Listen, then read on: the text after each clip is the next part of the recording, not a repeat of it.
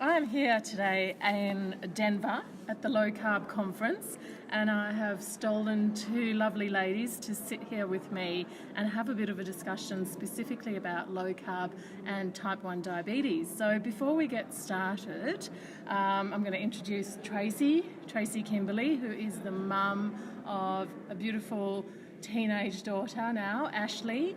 And Tracy came to see me. We were actually at a Skype consult because she is based in Brisbane. When Ash was diagnosed, which is how many years ago? Almost 2.5. 2.5 years ago.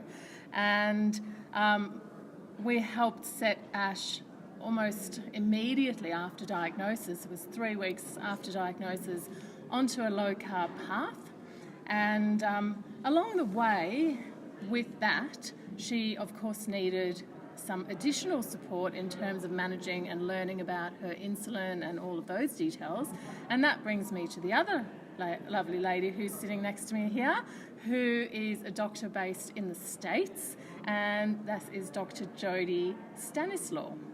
And so quite funny, if you want to put it that way, that Tracy, you had to go to Melbourne and then across the world to find people that could support you in this journey, but also wonderful that there is the ability to do that in this day and age.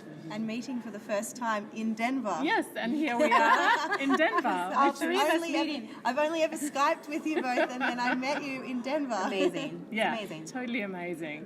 So what I'd love to understand from both of you today is a little bit about Ash's journey and how her journey can possibly help other people who have type 1 diabetes, who are considering a low carb approach and maybe are a bit worried about having hypos or some of the things that maybe crossed your mind along the way. So maybe I'll get you to start, Trace, with giving us an idea of what happened at diagnosis. I know that must have been a really crazy time, and how you found low carb so quickly and where it went from there. Well, Ash was diagnosed on the 25th of August 2016. It was really scary because we didn't know anything about type 1 diabetes. I'd come across it briefly when I knew one girl in school, but it wasn't really spoken about, so I didn't know much. I just knew the words type 1 diabetes.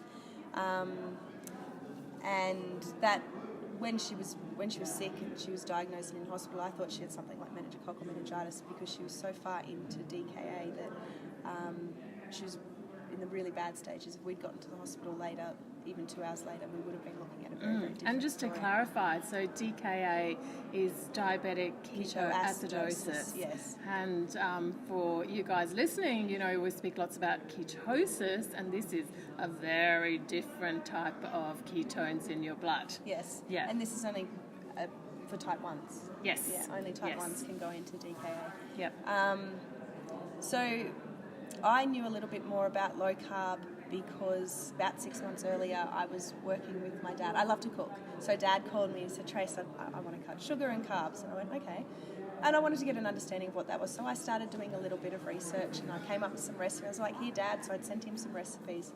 And then once Ash was diagnosed, I was at the hospital and I thought, okay, well, this is possibly where I could bring a low carb approach. And I had an endocrinologist come up and look at me and wave his finger in my face and he said, don't you do anything stupid like cut carbs on her. And I went, oh, okay, right. So I listened to the dietitians that were there and they gave some okay advice until one of them turned around and told me, now that she's got insulin, darling, don't worry, she can have anything she likes, even McDonald's. And I went, what? Oh, okay, no worries. And then for a few weeks I tried to live, you know, because they told you must have carbs to have insulin, so therefore you need insulin carbs. Yeah. Okay, because I didn't know anything, so I started following that. And then one night she was very high. She was up at probably blood glucose level of about 18 millimole. Very stressful. I'm trying to give her some, she was eating like 10 exchanges, which an exchange is 15 grams, so that's almost 150 grams of carbs in this one meal, because, you know, she's allowed to. So we spread out this meal and she's at this high dose. I ended up calling the hospital to help me because this dose was just horrendous, the amount of insulin that it was telling me to give through these cards that I was supposed to work out. And I worked it out with the endocrinologist. We even gave less than what these cards had worked out, so a lot less, a couple of units, maybe 5 units less. Then at about I think it was about 11 o'clock at night. I said to my husband, I'm going to go and test Ashley. I have a really, really bad feeling. He goes, no, it's all right. We've just tested her like an hour ago. She was at 7, which, you know, at that stage was fine. Leave her at 7. I don't feel... I'm going to go test her. So I went and tested her, and she was at 1.2. Wow. Within an hour and a bit, she had dropped so much. I kept my cool. I fixed her. I fixed all that up. By the time I'd finished that, I was a mess. I was so scared about what had just happened. How I was going to be a mum to her. How I was going to live being a mum to 3 children. Tired. It was really a really big struggle. Then that next day, Dad messaged me with a video of Dr. Troy Stapleton, who spoke at Low Carb Down Under. He is a doctor himself. He's a type 1 diabetic, and he does low carb, and I thought there was a reason I had to learn. Tears streaming down my face. Yes. But there was a reason I learned all this low carb stuff prior, and now I know why, because this is going to be very, very important for our management. Amazing. Wow, and it gives me some goosebumps, you know, hearing that down to 1.2. I mean, that is just very scary stuff. Yeah. So how soon after that did you get in touch with me? About 3 weeks. It was roughly about 3 weeks later, almost within, because I watched another video after Dr. Troy Stapleton. I watched another video of Justin Hanson and Julie Reed, I think her last name is, the beautiful family. Yes. And your name was mentioned. It was almost like I could just keep hearing your name through. I watched the whole video, but your name just kept. And I thought, I don't know how to spell her last name, but I'm going to just type it into Google anyway. And I typed it into Google, and you came up. And I think that day I messaged you and said, you know, I found you on watching this video. Could we please talk? And so, it was probably a day or two after that incident that had happened with Ash that you and I spoke. Yeah. So, it was amazing. Because all I really needed to... I understood food because I love food, and I understood the carbs and what they were, but I just didn't understand what the macros, what she needed, what was nutritionally acceptable for her age.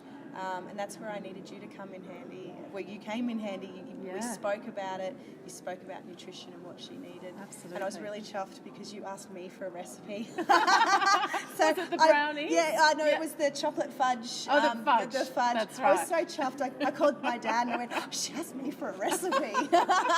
So that's always stuck very dear in my heart. I'm always stealing recipes from people.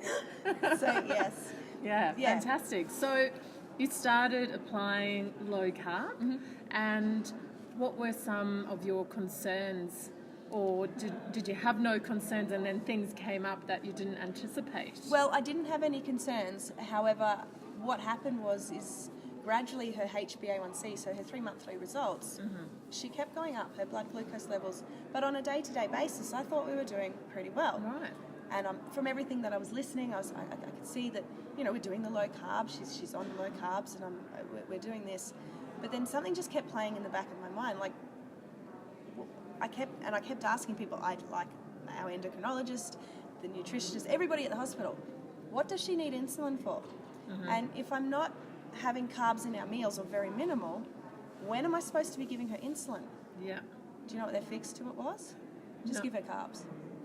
Oh, yeah. And I went, what? How's that? That was not going to fix anything. But it was getting frustrating because nobody would teach me what insulin was. What was it needed for in your body?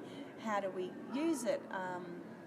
Just exactly. And we had 2 different insulins. What exactly were they? Yeah. I was told that the basal insulin was just to stop her from going too high at night times.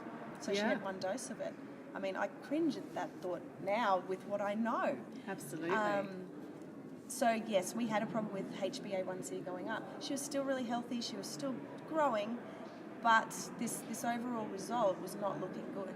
So I knew in my heart that I had to find somebody or something to teach me what insulin was all about. I'm learning with my dad, who was learning metabolic syndrome and type 2 stuff. Yeah. I knew insulin was bad on this side of things. On his side. On that side.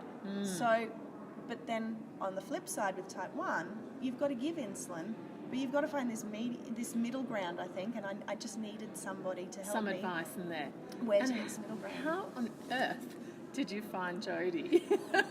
Well, my fantastic dad again. So My dad does lots of research online. Yeah, my dad and he watches lots of yes, videos. Yes. Thank I goodness think for we should Dad. call it University Lounge Room. My dad sits in his lounge room, and he goes to his Dr. Google, his university, which is YouTube. Yeah. And he sits there at his TV, and he watches. He's got a lot of people that he religiously follows, loves, and they are fantastic people. Yes. I've met some of them here. Yes. One of those people is Mike Mutzel. He does high intensity health. Dad absolutely just adores him and his research and stuff, and he happened to do an interview with Dr. Jodie. And at the same time, Dr. Jodie had done a TEDx talk, so there were 2 talks out, Yep. and I watched back to back both of them. And I knew in my heart, Dad had come down for Christmas, and we all sat, myself, Dad, and Ashley. Actually, Dad and I started watching Jodie's interview with Mike Yeah. Mutzel, and Ashley, as they do, just comes skipping along, and she all of a sudden turns around and goes, "Who's that?" And I went, "That's Jodie. I wanted you to sit and watch the video." Yeah. And she just backs up to the couch, and Dad goes, "Let's start it again." I went, "Yep," and we started. And she watched the whole interview, and she Wow. goes, "Mum, I really like her." So do I. That's quite a big thing, at 12 years old, to be taking know. all of that in. The Definitely. fact that Yeah. she could understand it was great. I mean, there was so much information in the video, but there was a connection there. She knew that, and I knew that this woman was going to be able to help me Yeah. as the mum, but also as the diabetic, Absolutely. which was just, it's a blessing. I mean, yeah. Yeah. So So, Jodie, tell us about what happened. Well, so I've had diabetes since I was 7. So I've Okay, lived so with this type is 1. professional, but there's that personal connection there as well. Yes. Yeah. So I've spent decades trying to understand this very complicated disease, and it truly has took me decades because there really are not a lot of professionals that truly have a clear grasp on how to manage type 1. Yeah. Even the endocrinologists who are supposed to be the type 1 experts. The reality is there's just not a lot of type 1s really, Yeah. Especially in relation to type 2. It's something like 90 to 10 or even 95-5. Like Right. 95% are type 2. And so Okay. there's just like this small little handful. Do you know what the numbers are of type 1s in Australia? No. I don't know in Australia. I do know for juvenile, the young people, there is about 400 families, but that's in the greater Canberra sort of ACT area. Yeah. Right. Yeah, there's not even, I would doubt there's even 500,000 in Australia. Canberra has the most for the population. Right. Yeah, of but type and 400 is, I Yeah, mean, that's I'll like, have to they would look fit in up. this room. Yes. Yeah, So I it's think they would. Not only, so there's not a lot, so doctors don't see us very often. Yeah. And number 2, it's incredibly complex. Yeah. So I actually, when I got diagnosed, I was 7 years old. I was in the hospital for a week, and I was at this beautiful children's hospital in Seattle, Washington. And I had a lot of fun. The doctors made it fun. It was a children's hospital, so they Yeah. loved kids, and there was like clowns and arts and crafts and the playroom, and so that was the week I decided I wanted to be a doctor when I was 7. And then it took me almost 30 years to make that dream come true. Yeah. And then it took me another 5 years to realize, okay, I'm gonna specialize on type 1. So like at the age of 40, I decided, you know what, this is my calling in life. Yeah. And I took an online business course, a year-long online business course, because I didn't want to just stay in one city and help only one city. I wanted to help anybody around the world. Yeah. So I learned how to, build my following online, and now I don't even have an office. I just work virtually around the world. And patients need to understand, like what Tracy was saying, why you need the background insulin, why Yes. you need mealtime insulin, how to dose mealtime insulin based on what you're eating, which is not as simple as type 1s are taught. Yeah. Type 1s are taught you just eat 15 grams of carb and you take 1 unit. You eat 30 grams of carb, you take 2 units. You eat 45 grams of carb, you take 3 units. Well, that's about 10% of what you actually need to know, because there's fast carbs, there's slow carbs, protein can affect glucose, fat can affect glucose. If you haven't slept well that night, your glucose can be higher. If you're sick, it's higher. If you have hormone issues going on, there is, and so a lot of patients come to me desperate and burnt out. Tracy and Ash are very lucky because they found me so quickly. Yes. I've had patients that have had diabetes for decades, and literally this one woman, she had 1 hour phone call with me, and she said, I just learned more from you in this 1 hour than I have in 40 years. Yeah, I She can believe immediately, that. Yeah. Yeah, so I have made an online course, and it's my goal to reach as many type 1s as possible. I was skipping around the house after my first session because it was all about basal, and I called my dad and I was shaking. He goes, "What's up?" I said, "I just had my first session with Dr. Jody." He goes, wait, let me sit down. And he sat and I'm like, "Oh my God, it was all about insulin." And I was he's like, okay, Dad knows that I need to just talk and get when I'm really excited to get it all out. So he let me talk. And then he goes, "Now let's go back and tell me what you learned." So yes, it was very exciting for me to have. It was just my first session. And again, I learned so much in that first session that I had in the whole year. Yeah. So by the time I found Jody, Ash had been diabetic for a year. Right. And that one session, I had Changed learned more. everything. It changed. I could have had that one session and that would have changed so much. But I wouldn't be here where I'm here today if I hadn't had the whole sessions. But that one session was life-changing. Yeah, amazing. Truly, type 1s can often be sent home with insulin and needles and a glucose monitor, some glucose tabs, and they'll be given what their long-term dose is. You must take 20 units of this at 10 p.m. And then they'll be given that 1 unit to 15 grams of carb ratio for their meal, and that's it. That's it. They won't know how to adjust doses.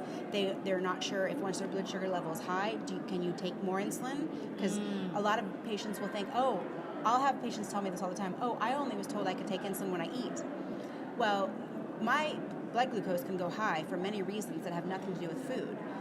Most notably stress, being sick, having an infection, waking up in the morning, actually, because that's when your cortisol spikes. Yeah. And so people have no idea how to adjust their insulin, when to adjust it, how much to give. We were told we weren't allowed. Or they're not allowed. Our endocrinologist told us that we are not allowed to adjust basal insulin unless it's under his authority. Yeah. And even the diabetic educators where we are not allowed to touch our diet. We were told. So we were scared to adjust insulin because we were told we were not allowed to. Yeah, I hear that.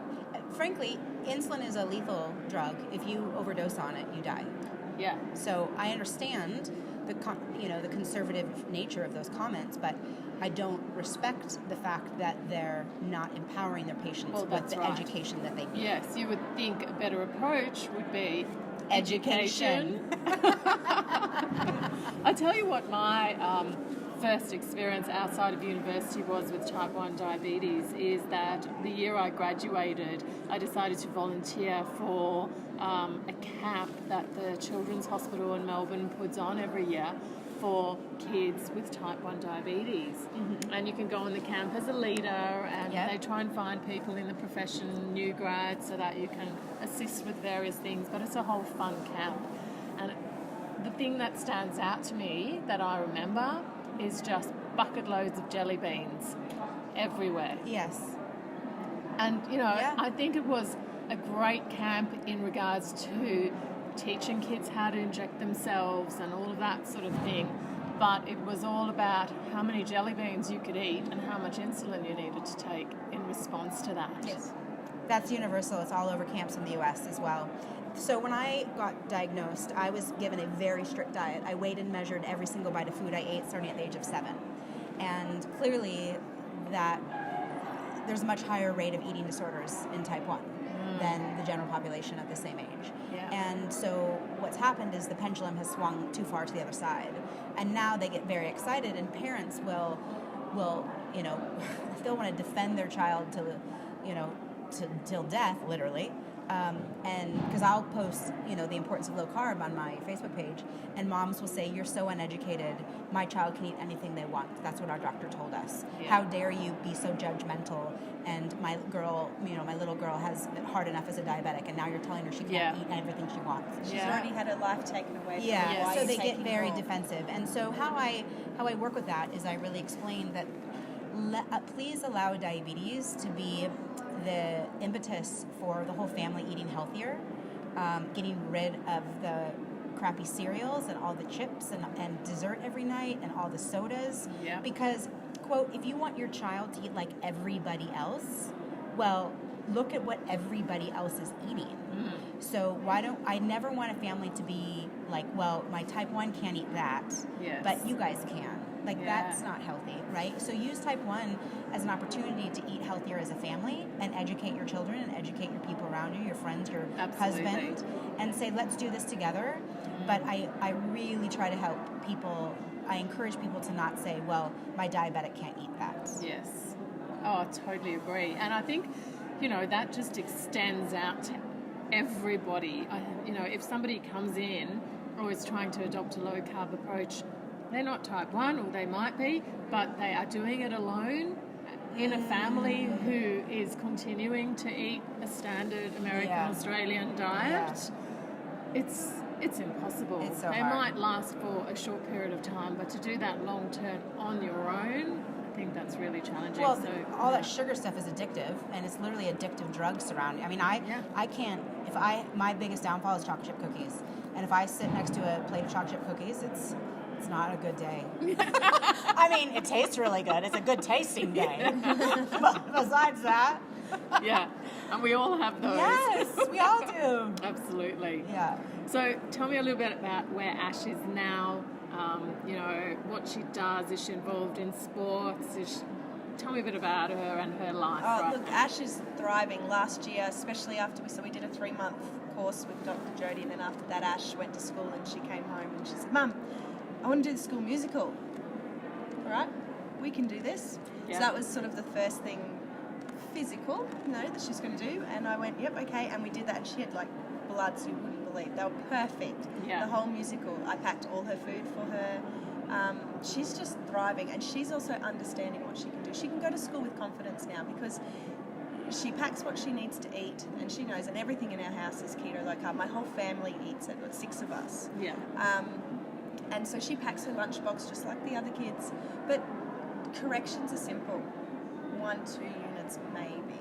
Yes. And sometimes, because of lots of other things that I know, but sometimes, some days, she doesn't actually need any insulin at school because she's active enough running around that she's had insulin in the morning, fast acting, she's had insulin in the morning, and we don't need anything until the night time. Yeah. Because it's just, she's moving with what the body's doing and everything like that. Some days are different. Some days she does need to have a couple of units while she's at school.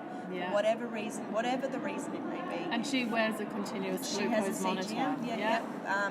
So that uploads to the cloud and then to 5 different phones if need be. One's myself, my husband, and of course Granddad. Granddad can follow her all the time. Sometimes I get phone calls. He goes, "She's running a little bit high." "Yes, Dad, I know. I'm on it." I love him. He's always on it. Always on it. But it's good. I love that he's involved because then there's other people that know what's going on. Definitely. And so, but now she's just thriving. She understands. She's here presenting with me. Yeah. She's only 14, but it's her story. It's her life Absolutely. as well. And what I loved when I first saw you here is you told me, you came to Denver a couple of days early, you were out to the shops, to Costco to get everything that you needed. Yep. And a lot of people will tell me that low carb is too hard, particularly when they travel or in different situations. I hear that all the time. And I just, Well, I invite those people to come and live with me. You're more than welcome. Come stay in my house. I cook for 6 people. 4 of them happen to be children. I don't want that tonight. Oh, I don't really feel it. I make variations of everything. So I write a little... It is so possible is the And message. that's You what I just mean. got to do You it. can change everything. And my children go, "Well, if Mum can't make it, then maybe we shouldn't have it." I've transformed marshmallows. I make chocolate brownie. I make sandwich ice cream cakes. I make birthday cakes. Muffins that I had last night. It's So- delicious. Now everybody can understand why I asked you for a particular recipe. Yeah. So I make sure, because as much as, some of the specials, and I respect them, I love them, they've got beautiful big brains, we do need to have those treats and those special things. They are children, they are growing, they need to feel the same. Absolutely. So I do mimic a lot of those recipes. It doesn't mean that my children live on desserts and cakes, but I mimic those things so we do have them so my children do not feel left out. Yeah. Yeah. So great. And as we've become much more keto and low carb, the sweeteners that we add into our foods have become so minimal Yes. Sure. that they're almost just, like a blueberry muffin is literally butter, almond flour, which is almonds. Yeah. And like stevia is probably like a dessert spoonful, maybe a tablespoon in the whole 12 muffins I've made. so great. Yeah. Because we're not addicted to that sugar anymore. That's right, and you've lost your taste has changed. Exactly. Yeah. So, but going back to Ash, look, she just has the freedom now. I mean, we've had some experimental nights, went to a birthday party, had watermelon and marshmallows. Yep. Guess what? Yeah. She stayed up with me all night until 3 o'clock because that's when all that came out of her system. Yeah. All the sugar. And she was, eyes were hanging out of her head, and she goes, Mum, I don't really want to feel like this again. Yeah. I went, yeah, okay. Yeah, and I guess they've got to sometimes experience that Yep. to know that that's Yeah. not where they want to be. Exactly. Yeah. And because she's still a typical teenager. She's Yeah. got to push the boundaries. Oh, yes. And unfortunately, as much as I know everything that I know, I have to let her push those boundaries Yeah. so she knows and learns how to correct them. Yeah. And so it's challenging sometimes. So sometimes we have, like today, right now, she's a little bit off. She's been hanging around with a friend, and I said, oh, running a little bit high. I know. Have you had insulin? Mm-hmm. All right, I think you need to have a little bit. I know. Okay, well, could you correct, please, my darling? Okay. So, sometimes we don't have great days. Yeah. But I have to let her run with it sometimes because she is in control of her body. Yeah. But, I mean, we still... And it's reassuring for me when I get our HbA1cs done now, and I got that figure of 5.4 that these off days, they're just off days. That's right. They're not going to be, they're not a huge detrimental. Yeah, you and know. I think one of the speakers earlier was saying when we fall off, or we shouldn't think of this as a failure. It's just not. it's Exactly. just learning. It's just life. We're just A learning, failure is and it's only life. if you give up. Yeah. You only fail if you give up. Yeah. Totally. And that's yeah. what I teach. And diabetes is like, you can never fail because if you give up, well, then you're dead. Then you die. So you don't. And that's what I say to her. I said, it's never been a failure day. It's just we've had an off day. Yeah. Let's get So on top of it. important. And we've learned or a we whole sit lot. down. We both actually sit down and we work out why. Yes. Why do you think? So we do a little bit of investigation on why do you think you went high today? Okay, sometimes it's simple as she didn't give enough insulin for protein, or the fat that she was about to have, as Dr. Jody just explained before, could cause problems. Sometimes it could have been she had sport, and she forgot that she was having sport this afternoon. She gave insulin for the meal that she was having, and because of that, she's gone low. Yeah. So it's good because I like to help her to process what goes through my mind when I'm dosing for insulin and helping her. Yeah. We sit and talk about it very much, about what happened. Yeah, And it's great not like strategy. naughty, you did wrong. No. It's just... And I think, everybody can do that sort of thing. Yeah. If you're not quite sure, look back, what did you do, what did you have, how can you improve? Yeah. It's all a learning experience. Yes, especially now we're going through menstruation cycles. Yeah. So that's challenge in its own. So we've been experimenting with like carnivore and very low carb, very, very low carb before the build-up because you get very insulin resistant with the hormones that are going... I learned Yes. this from Dr. Jody. You get very insulin resistant before it happens, or she does anyway. So everybody's different, but I do she too. does too before. And so taking a little bit of that... it's very scary. Her insulin doses go up considerably from what she normally has. So by eliminating any more carbs that she's eating, then we help to bring just that level down a little bit, and she feels she's in control a Just bit that more. extra level of complexity us females have to do. Yes. Yes. And it True. is. Yeah. Yeah. Puberty is very challenging, and as is menopause. So, yeah, it's just tough. I'll say, look, we can do the best we can. Yeah. There's definitely, as a holistic physician, there's ways that I can help people, their bodies better balance their hormones, but it still isn't going to completely erase the completely unpredictable blood sugar levels that will happen. Sure. Yeah. A burst of growth hormone creates immense insulin resistance. Oh my goodness, Yeah. does So it? the blood sugar level goes high, but you can't predict, like, when is she No. going to grow? Yeah. Is she going to have a growth spurt today? But I mean, she can be growing along like this, and then all of a sudden she'll skyrocket up to 12. Yeah, and the And this is what I mean. It is reasons are so hidden. resistant. Yeah. And you sort of go, oh, what happened there? And so, and then you give a bit of rapid, and she'll go down, then she'll come back up, and I'm like, okay, we need to increase basal to keep that roller coaster that's just Yes. begun. And I mean, as Dr. Jody said to us, just correct, figure out later why it is. You know, it's great and all to figure it Yeah, out, but that when you immediate see this, correction you is just important. need to Yeah. correct. But I find it very interesting to try and work out what it possibly could be, because it is monthly cycles and growth things. You see the results of growth, things like she's now wearing my shoes, we've had to buy new clothes, so you see those things. But I like to keep an eye on her monthly cycles because it does help me to predict when we may have that increase of insulin coming again. Yeah. As you can tell, type 1 is, you really have to be on your toes every day. I had a friend that I've known since childhood say to me, I mean, after knowing me for at least a decade or more, she goes, well, Jody, it's just second nature for you now, right? Isn't it just like you just got this down? Yeah. And it's never second nature. No. You're really, there's so many variables that affect blood sugar level on a daily basis, and we have to adjust our insulin and our food every single day. Yeah. So. Yeah. Well, ladies, that has been fabulous. And for anybody who's type 1 and listening to this, if you need to get in touch with Jody, I will put all of her details out there, and please do. And Please do. Yes. And, Don't suffer by yourself. absolutely. There's support out there, and go and grab it. So thanks so much for your time. Pleasure. Thanks, Vicky. Thanks, guys. See ya.